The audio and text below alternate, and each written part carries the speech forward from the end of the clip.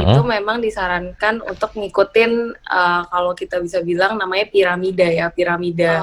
Ada beberapa saran sih. Yang pertama mungkin makanannya itu mesti dibikin jadi lebih padat. Jadi sekali makan itu udah mengandung semua esensi dari nutrisi itu gitu. Produk dari kayak jelly gitu, dari alge gitu ya. Jadi memang itu biasanya karena kalorinya rendah sekali dan memang gulanya itu nggak berpengaruh banget gitu. Karena glycemic index-nya rendah banget. Gitu.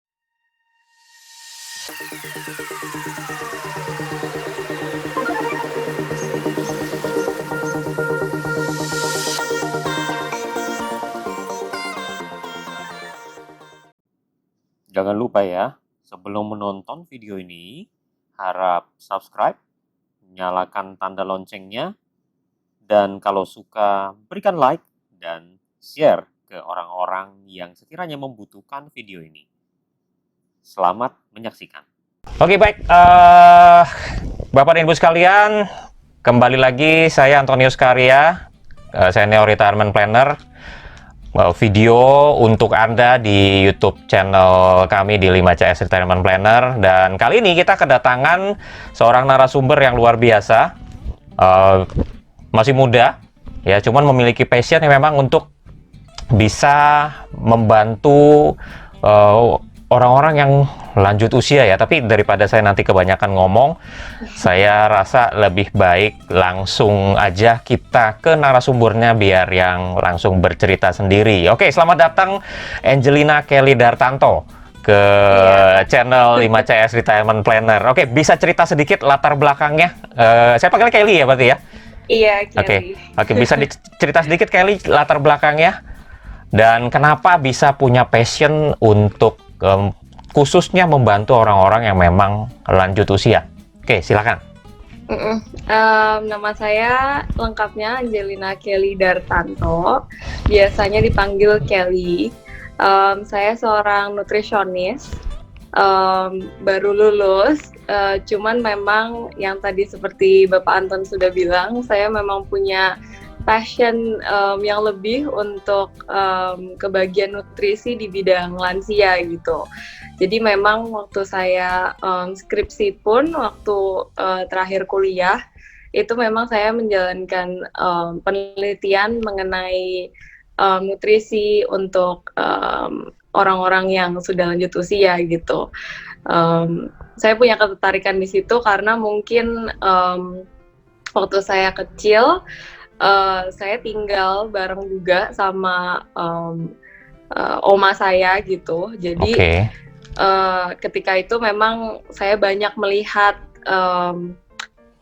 dia juga sakit pada saat waktu itu. Jadi saya sering ngurus gitu, ikutan bantu-bantuin dan saya melihat banyak strugglingnya juga gitu ya untuk orang-orang yang sudah seperti itu. Jadi saya mulai tertarik untuk mencari passion saya dan ingin membantu mereka sih, lebih untuk membantu mereka gitu. Karena ngelihat banyak kesulitan gitu. Berangkatnya dari merawat oma ya, berarti nenek ya? Merawat. Iya. Itu berapa tahun tuh waktu itu rawatnya? Sampai berapa lama? Waktu itu saya masih kelas 5 SD ya. Wow, kelas 5 SD ya? Sekitar SMP gitu. Kurang lebih 5 tahunan ya? Plus minus ya? Oke. Iya. Ini luar biasa. Makanya dari sana akhirnya timbul passionnya, udah mulai terarah ke sana dan sekarang udah makin kuat ya memang. Kepengennya untuk bisa mensupport dengan ilmu yang memang sudah ada. Ini ngomong-ngomong lulusannya dari mana nih, belum diceritain nih? Tadi. Iya. Saya lulusan dari University of Reading di UK. UK ya? Wow, luar biasa. Nutrition with Food Science. Gitu. Nutrition with food science. Oke. Oke, thank you Kelly. Ya, jadi Bapak Ibu, kita memang beruntung sekali bisa kedatangan ini lulusannya dari luar, yang pasti ya bukannya dalam arti kata saya membeda-bedakan antara lulusan dalam negeri dan luar negeri, tapi seenggak-enggaknya kalau kita berbicara mengenai pendidikan di sana yang memang sudah lebih settle dibandingkan dengan Indonesia, dan khususnya kalau kita bicara tentang nutrisi dan food science, kayaknya kalau di Indonesia masih agak-agak jarang juga ya bidang studi itu ya. Benar. Oke, thank you perkenalannya, Kelly. Nanti mungkin saya akan tampilkan juga di sini di screen lengkapnya seperti apa, nanti Bapak Ibu juga bisa lihat. Oke, nah saya langsung aja ya biar karena waktunya nggak lama nih. Kelly juga kebetulan punya usaha sendiri ya, pada saat sekarang ini lagi usaha sendiri juga ya. Iya. Oke. Nah, jadi gini Kelly, kan viewer kita itu adalah orang-orang yang memang sedang mempersiapkan pensiun, which is usianya itu 50 something lah, kondisinya ya 50 something. Artinya gimana caranya agar Bapak dan Ibu ini yang memang 3 sampai dengan 5 tahun kemudian ini ingin mempersiapkan pensiunnya. Jadi mungkin nanti kalau kita bicara scope-nya itu adalah in between 3 to 5 years-nya apa yang harus disiapkan, tentu saja dari sisi nutrisi ya, dan kalau nanti sudah pasca pensiunnya, terus apa lagi sih yang perlu disiapkan? Oke, mungkin kira-kira seperti itu Kelly, mungkin bisa langsung. Iya, jadi kalau dibilang 3 sampai 5 tahun persiapannya mungkin yang lebih untuk nutrisi itu lebih aware sih, lebih aware kalau ntar udah sudah memasuki tahap lanjut usia, itu mungkin ada beberapa faktor yang akan berubah gitu ya, dari umur segitu gitu. Jadi getting used to it dulu, lebih aware apa perubahan yang ada di badan gitu ya, karena banyak orang yang memang sekitar umur segitu masih belum kepikiran gitu ya, ntar tuh lanjut usia tuh saya bakal mengalami ada perubahan dari secara sosial, dari secara fisik, tapi juga secara medis juga ada gitu ya, mungkin mulai muncul-muncul penyakit gitu. Jadi pertama itu sih aware dulu gitu. Awareness-nya yang diperluin ya. Ada perubahan lah gitu. Perlu saya jelasin nggak itu secara sosial, fisik, medis itu ada perubahan apa aja? Singkat aja mungkin sebelum nanti masuk ke ininya, langsung ke gizinya ya, boleh. Lalu setelah itu kalau memang sudah aware ada perubahan-perubahan seperti itu, mungkin mesti tahu perubahannya apa dan apa yang bisa mencegah gitu ya. Maksudnya karena di bagian sini mungkin lebih nyambungnya ke banyak lansia yang mengalami malnutrisi gitu. Malnutrisi. Jadi malnutrisi itu bisa kelebihan tapi juga bisa kekurangan gitu. Jadi malnutrisi itu bukan kekurangan toh ya. Jadi kelebihan pun masuknya ke malnutrisi ya. Benar. Malnutrisi kan, mal itu kan perubahannya gitu, nutrisi gitu. Jadi banyak orang yang menganggap malnutrisi cuma kekurangan. Ada juga berarti lansia yang kelebihan gizi malah gitu. Iya benar. Malah jadi kayak obesitas gitu. Oke. Get it. Oke. Iya. Gitu. Nah, jadi untuk itu memang mesti disesuaikan secara makanannya, terus hal-hal seperti ntar saya belanjanya kayak gimana, terus misalnya ntar ada depresi karena merasa terisolasi gitu ya. Jadi hal-hal itu yang faktor-faktor yang masuk yang bisa menyebabkan malnutrisi itu gitu. Gitu. Jadi misalnya seandainya gini, kalaupun dia dapat asupan makanan yang cukup, tapi mengalami depresi gitu misalnya karena memang satu dan lain hal, itu juga akan berpengaruh ke gizinya gitu. Akan mempengaruhi secara nggak langsung atau langsung gitu. Karena mungkin dia ngerasa nggak ada nafsu makan gitu ya, jadi bukan nutrisinya oke. Maksudnya makanannya misalnya ada gitu di rumah udah disediain banyak gitu, tapi karena mungkin nggak nafsu dan nggak ngerasa butuh, jadi nggak makan gitu, yang akhir-akhirnya jadi kekurangan Oh, nutrisi iya iya iya. gitu. Oke.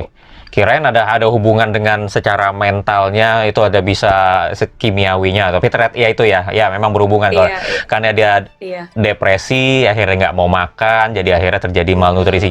Nah kalau depresi kan bisa jadi dua ya, tadi kayak Kelly bilang ya, antara dia nggak mau makan, atau malah kecenderungannya jadi lebih banyak makan. Kan ada kondisi yang terbalik Iya, tuh, benar. kondisi yang benar-benar nggak mau Iya. makan sama kondisi yang akhirnya Iya, pelampiasannya di benar. banyak makannya itu. Oke. Nah, ini kan kita jadi membicarakan tentang persiapannya nih dari 3 sampai dengan 5 tahun lagi. Nah, kira-kira apa sih yang perlu disiapkan sama orang-orang yang sedang mempersiapkan pensiunnya sehingga ya minimal bisa menjaga 5 sampai 10 tahun ke depan setelah dia pensiun deh. Karena kan kita anggap harapan hidupnya misalnya sampai dengan 15 tahun kemudian, dari 55, 56 atau bahkan 58 itu sampai 70 sekian. Nah, cuman kan Iya. ini correct me if I'm wrong ya. Jadi kalau kita juga bicara soal usia itu, nah persiapannya juga nih sama pentingnya dengan pada saat dia menjalani pasca pensiun itu kan? Iya, benar. Oke, Benar nah, banget. nah itu gimana sih cara mempersiapkan terutama dari segi nutrisi nih? Dari segi nutrisi Oke, buat mereka.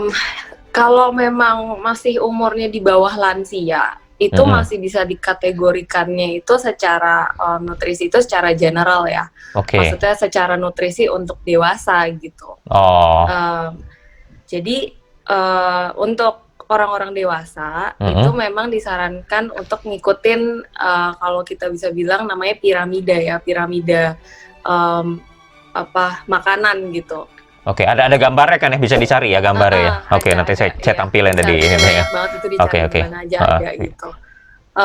Jadi piramida ini biasanya saya lebih suka bikin kalau bisa cari yang ada kayak di piring gitu. Karena kalau piramida kan suka bingung ya, kayak oh ini berapa banyak gitu, Iya.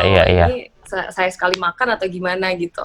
Maksud Jadi, piramidanya itu berarti kayak induk apa porsi protein, karbo gitu ya. Oh, oke. Iya. Ngerti. Nah, itu tuh ada 5 jenis makanan yang memang harus dikonsumsi gitu secara setiap hari, per minggu, per bulan. Pokoknya mesti balance lah gitu ngomongannya. Nah, itu ada protein, ada karbohidrat, ada buah-buahan sama sayur-sayuran. Fiber lah ya, berarti seratnya ya itu ya, hitungannya ya. Oh, hitungannya. Itu enggak, maksudnya itu kan ada protein, ada tadi karbo, terus ada sayur-sayuran sama buah-buahan. Nah, sayur-sayuran kalau buah-buahan itu kan sebetulnya mengandung protein juga kan, protein nabatinya. Nah, itu lebih kalau itu lebih ke arah mana? Apakah lebih ke arah kenapa harus makan itu karena proteinnya, atau karena harus makan itu karena kandungan seratnya? Gitu maksudnya. Karena kalau dari kandungan seratnya sih. Seratnya ya, oke. Kita juga bisa bilang bayangkan makanan pasti ngandung karbohidrat ya gitu. Cuman ada persentase-persentasenya itu yang lebih banyak karbohidrat pasti masuknya ke kategori karbohidrat gitu. Oke. Gitu. Nah, itu kalau untuk karbohidrat disaraninnya kalau ngomongin 1 piring gitu, itu harus mengandung at least itu 1/4 sampai setengah lah. 1/4 sampai setengah dari 1/4 sampai setengah piring ya. Oke. Tapi tergantung Nah, piringnya ya. Piringnya kalau gede bener kan. Iya, tergantung piringnya dong. Kalau piringnya gede banget ya, kan? jangan segitu banyak juga. Oke. Ya kan, kalau misalnya kita makan di restoran Padang itu kan piringnya gede tuh. Ya kan, kalau pakai setengah ya banyak juga gitu kan karbonya akhirnya. Iya. Nah, itu juga harus disesuaikan ya sama ngomongannya kayak kalori gitu. Karena kan orang-orang masing-masing punya kebutuhan kalori yang berbeda-beda gitu setiap harinya gitu. Jadi nggak bisa dibilangin secara general juga gitu. Nah, Kelly, sorry. Ini kan bicara kalori nih. Kalau memang kita yang peduli sama nutrisi, pasti kita hitung-hitungan kalori itu kan. Bahkan ada aplikasi sebenarnya udah ada nih hitung-hitungan kalori. Tapi kan kalau kita ngomongin sebagian besar orang Indonesia males banget ngitung kalori. Ada cara yang ada cara yang simpel nggak sih yang oke nih kira-kira segini cukup deh gitu. Nggak kalau lebih nggak terlalu banyak, kurang pun nggak terlalu banyak gitu. Itu misalnya dari hitungan tadi kayak misalkan piring. Nah, oke. Setengah piring atau seperempat piring itu nasinya kayak gimana? Nasinya diratakan atau apa gitu misalnya. Biar nggak Sebenarnya ngitung-ngitung gitu. biar nggak bingung ya. Oh. Iya, jadi sebenarnya nggak ada kayak general rules di mana kayak harus sebesar apa sih gitu. Tapi Oke. memang iya secukupnya gitu. Jangan sampai kita juga mesti dengerin badan kita sendiri gitu. Jangan sampai kekenyangan, tapi juga jangan kekurangan juga gitu. Jangan kelaparan juga. Jadi kita yang mesti lebih aware sama badan kita. Kalau kenyang stop gitu. Kalau kenyang stop ya. Lebih. Oke. Nah, kembali lagi ke porsi itu. Jadi tadi porsinya sampai ke ini kan, karbohidrat seperempat sampai setengah. Iya. Setelah itu apa lagi isinya tuh satu piringnya itu? Tadi kan udah ada Karbo. sayuran. Sayur berapa banyak? Di samping lah ya, jangan dicampur ya sama satu piring. Terus ada protein kan tadi, terus ada karbohidrat. Terus mungkin kalau ngomongin soal fat, itu kan kita biasa kalau di Indonesia makannya kayak yang ditumis gitu ya. Ditumis kan pasti udah sama minyak juga.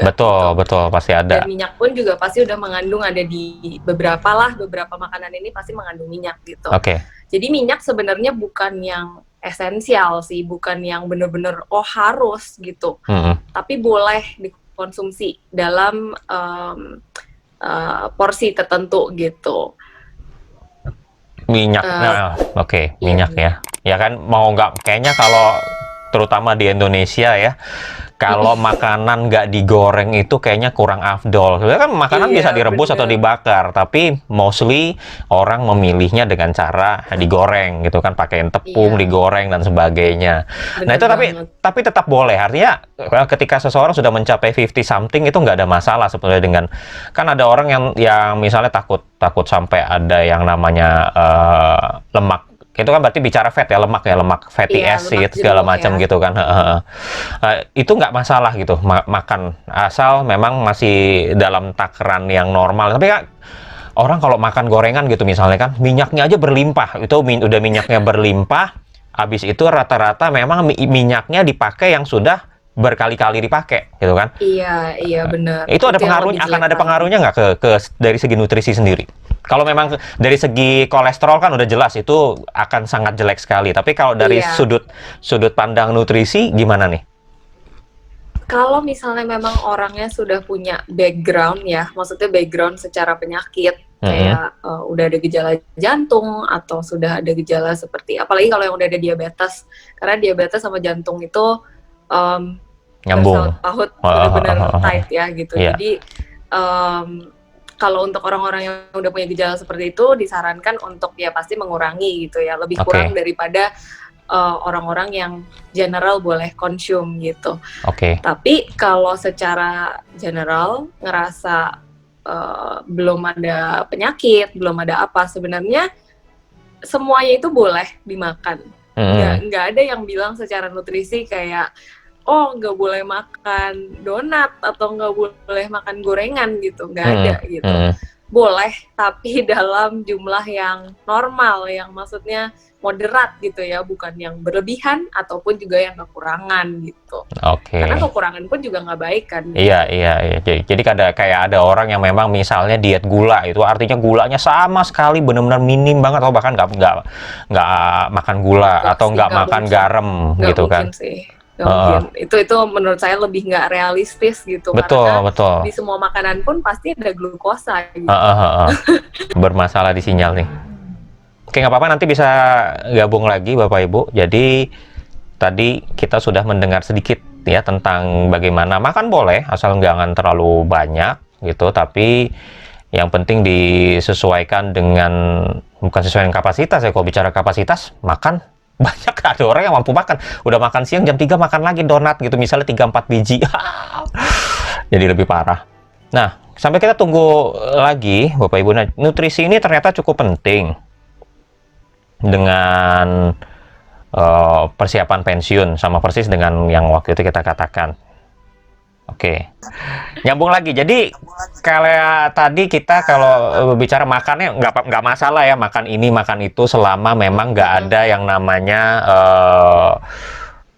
penyakit yang memang sudah dimiliki gitu ya. Itu ada yang namanya pre-existing condition gitu misalnya kan, ada pre-existing conditionnya. Nah, oke, berarti tadi kalau gula juga boleh asal nggak banyak, garam juga asal juga nggak banyak, nah gitu. Itu nutrisi pokoknya sampai dengan 5 tahun, yang penting itu cukup dijaga ya. Iya, Nah, benar. Setelah pensiun pada saat memang berarti sudah di atas 55 ke atas and above, umur 60-an. Nah, ini apa yang harus dijaga nih? Misalnya kan kita nggak tahu nih viewer kita yang memang ternyata udah umur 60 atau diajak anaknya nonton ini juga. Nah, kalau udah di umur 60 apa sih yang harus dilakukan? Kalau pas umur 60 itu menurut saya pasti banyak perubahan kan ya. Maksudnya udah namanya memasuki tahap lansia gitu. Nah, di situ itu banyak terjadi perubahan, saya ngomongin secara physiological dulu ya. Oke. Secara fisik dulu gitu. Nah, dari secara fisik itu ada perubahan seperti misalnya kayak lidahnya gitu.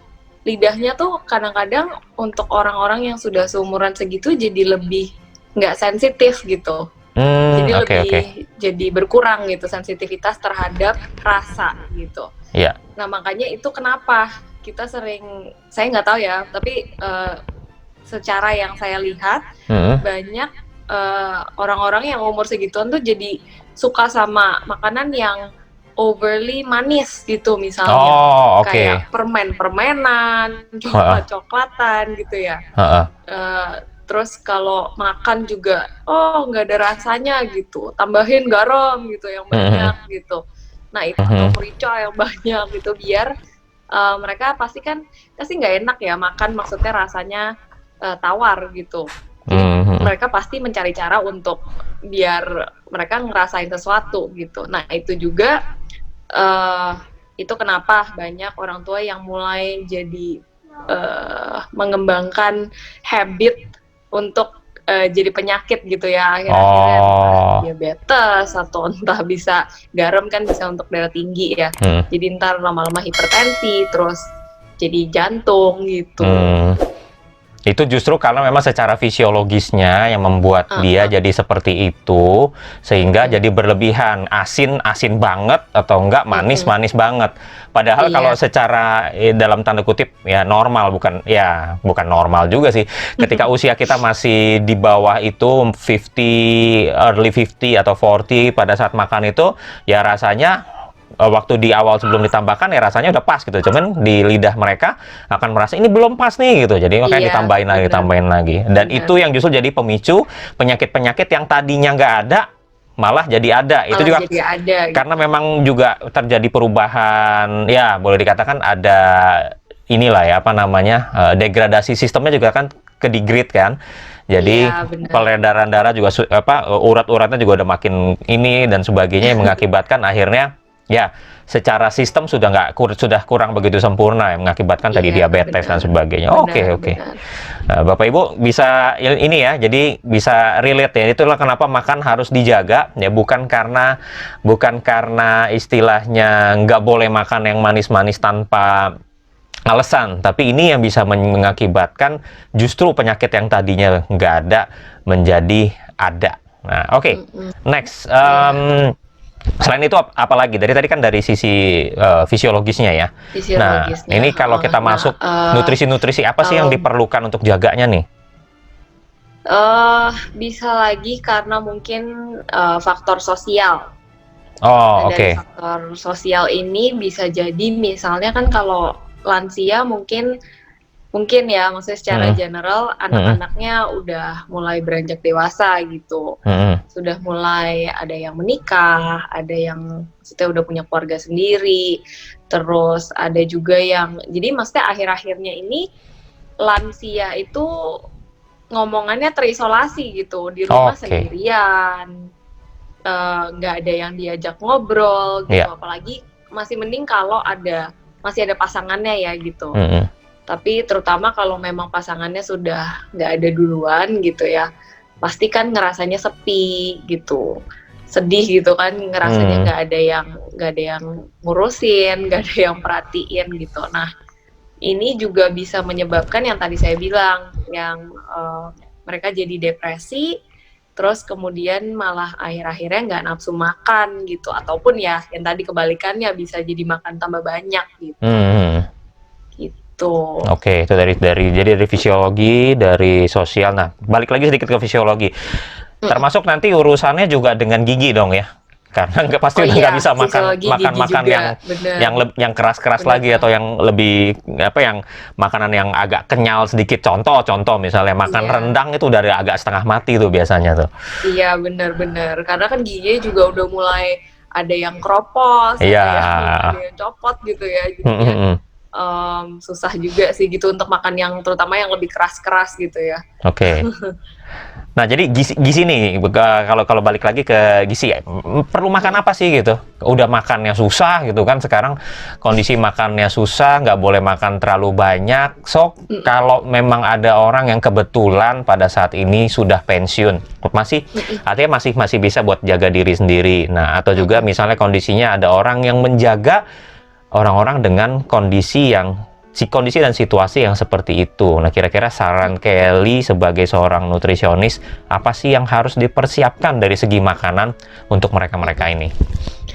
Nah, kalau dari makanannya, karena tadi ada faktor-faktor seperti itu yang either ways bisa bikin jadi nggak nafsu makan dan gitu-gitu.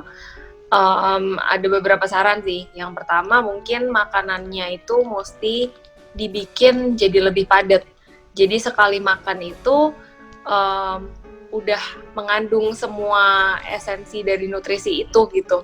Jangan cuman, saya cuman mau makan misalnya daging aja gitu. Karena saya nggak nafsu makan kan gitu. Pengennya cuman daging aja. Daging sedikit nggak apa-apa, tapi ditambahin nutrisi-nutrisi yang lain yang esensi itu juga mesti ada gitu. Misalnya, tambahin nasi, terus tambahin sayuran juga, tambahin apalah kayak misalnya pokoknya yang disukain, yang emang bikin mau makan gitu, tapi usahain semuanya tuh ada gitu. Nah, itu juga jangan dianggap berarti sekali makan saya harus 1 piring gede dong gitu ya, kayak besar banget gitu, yang enggak juga gitu. Nah, ini bisa diakalin dengan makannya itu nggak seperti standarnya orang 3 kali sehari gitu. Misalnya dijadiin 5 kali sehari. Jadi porsinya jadi lebih kecil-kecil gitu ya dibaginya gitu. Kayak gitu. Terus bisa juga yang tadi misalnya maksudnya mau nambahin garam sama gula. Instead of nambahin gula atau garam, bisa ditambahin rempah-rempah. Kayak misalnya ketumbar, kunyit, itu kan sebenarnya ada rasa gitu ya. Iya. Yang menurut saya bisa menambah cita rasa dari makanan gitu, tanpa gula ataupun garam gitu. Itu bisa jadi pengganti juga. Terus ada juga misalnya, tambahin suplemen. Suplemen juga perlu. Artinya suplemen ini misalnya memang kebutuhan nutrisinya kalau dari yang sudah dimakan itu masih kurang, belum merasa cukup gitu. Maksudnya gue udah paksain tapi nggak bisa nih gitu. Maksudnya nggak bisa nih makan segini banyak, ya nggak apa-apa gitu, makan suplemen aja gitu. Karena memang suplemen itu kan dibuat untuk itu ya, untuk penambah gitu. Jadi untuk nambahin itu esensi nggak? Penting banget nggak suplemen itu? Jadi kan memang sebenarnya nggak ada salahnya, karena memang suplemen itu kan udah ditakar segimana dosisnya itu sudah sesuai ya gitu. Maksudnya nggak akan yang kelebihan, nggak akan kekurangan. Even kita udah makan dari makanan juga nggak apa-apa gitu. Cuman memang sebaiknya kalau mau tahu lebih lanjut kan masing-masing orang punya kondisi tuh. Nah, itu sebaiknya entah dikonsultasikan ke dokter sorry ya berisik background. Nggak apa-apa, nggak apa-apa. Entah, Santai aja. entah bisa dikonsultasikan ke dokter atau bisa ke ahli gizi juga bisa, ke nutrisionis juga bisa gitu. Ya nanya, Biar kalau lebih nanya tahu. Kelly langsung boleh dong ya? Nanti Boleh dong, boleh ya. boleh Nanti banget. nanti saya tampilin deh ya nomor WA-nya boleh di Ya, sini biar boleh. bisa nanya-nanya langsung ya. Oke, Boleh, Bapak boleh. Ibu.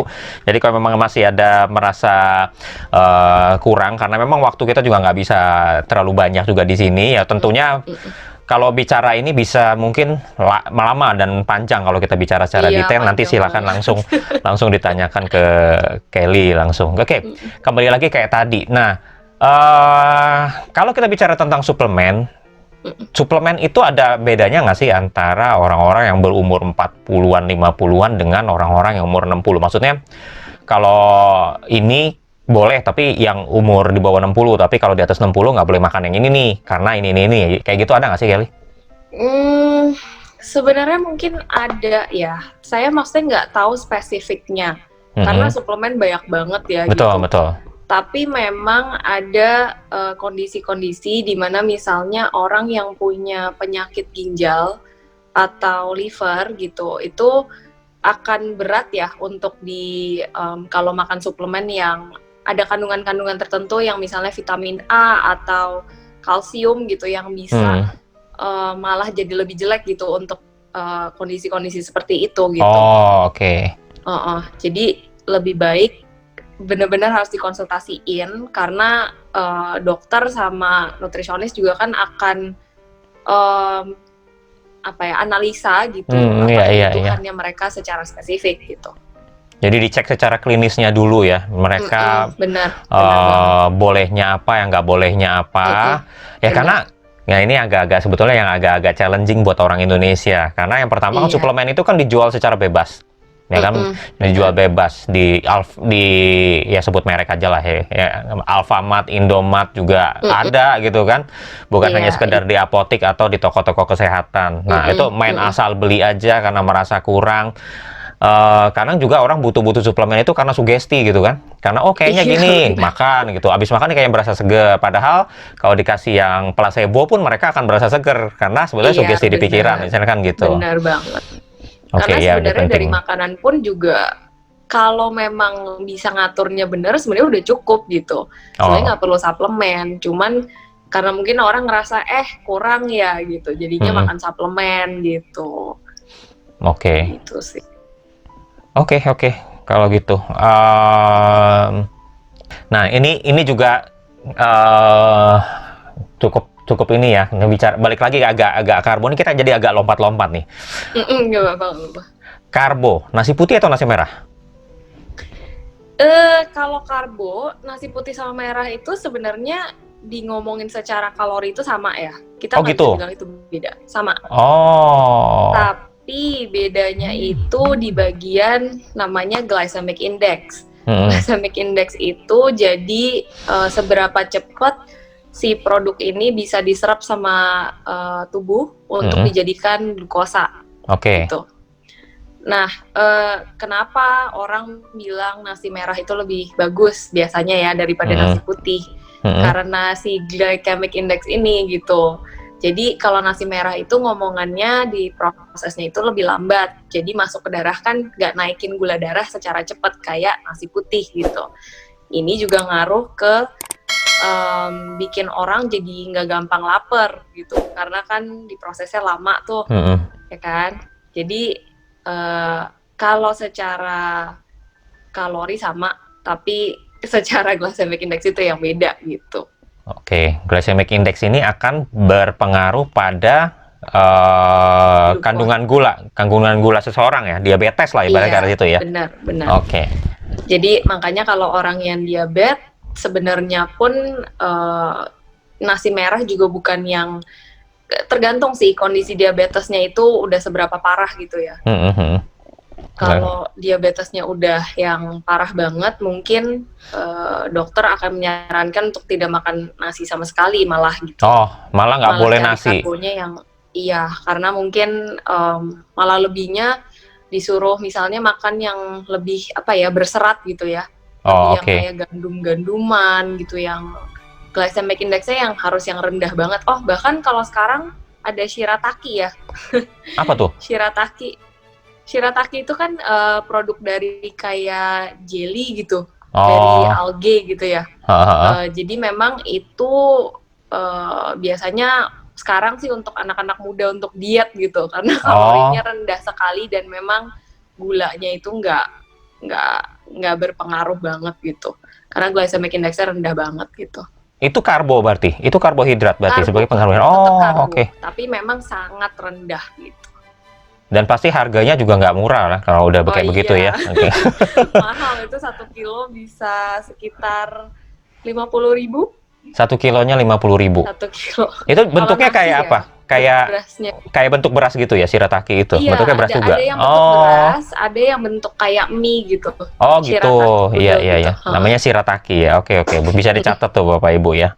Dan itu cukup baik lah ya untuk yang usia-usia lanjut ya. Oke. Nah, ini kalau ada ngomong gini lanjut lagi agak ini. Daging. Daging yang cocok kalau untuk protein. Nah, soalnya kebutuhan protein kan udah benar nggak pada saat usia segitu kebutuhan protein juga udah nggak perlu tinggi-tinggi amat kayak orang-orang yang ini kan ya. Harusnya Justru ya. harus lebih tinggi. Oh gitu, justru protein juga harus lebih banyak. Iya, tapi Oh, proteinnya oke. pun mesti dicari juga yang lebih gampang diserap ya. Seingat saya lupa ingat, tapi ada protein itu ada whey sama kasein, ya Nah, kan? ya, ya, Nah, ya. yang biasanya lebih cepat itu whey. Jadi Whey makanya protein. kenapa susu-susu untuk orang tua tuh Heeh. itu akan lebih banyak whey-nya. Kandungan Karena, whey-nya banyak ya. Iya, iya. Untuk orang yang lanjut usia itu memang secara kayak ototnya itu akan degradasi ya gitu, akan berkurang gitu. Oh, justru harus lebih banyak protein. Karena Itu nggak akan pengaruh ke ginjal tuh, Kelly. Kenapa? Ginjal kan biasanya ada kepercayaan bahwa kalau too much protein itu juga akan membebani ginjal. Nah, sedangkan kan kerja Iya. ginjalnya orang tua juga pasti akan mengalami Udah penurunan mulai, kan? Iya, bener sih. Memang ada beberapa kasus, maksudnya ada kasus-kasus di mana memang orang disarankan untuk nggak makan banyak protein gitu ya. Cuman secara general, karena yang tadi saya bilang, secara kayak ototnya itu butuh banget amino acid yang kayak whey sama kasein itu untuk diserap gitu. Karena waktu saya skripsi pun saya itu kebetulan memang neliti tentang protein untuk orang tua gitu. Iya. Oke, jadi justru butuh diet. Nah itu harus kalau misalnya memang dia kan, itu tadi akan bermasalah dengan yang namanya fisiologinya, gigi dan sebagainya. Itu kalau suplemen proteinnya nggak apa-apa ya berarti ya? Nggak apa-apa. Asal pokoknya yang tadi balik lagi dosisnya dan maksudnya harus konsultasi ke dokter juga gitu lagi. Balik lagi ke situ. Karena masing-masing orang beda-beda banget gitu ya. Oke, nah ya itu tadi protein. Nah, jadi ya kalau daging-dagingan kan berarti harus dibikin yang secuy bener kali ya. Jadi yang bisa dikunyah gitu ya dengan kondisi gigi itu ya.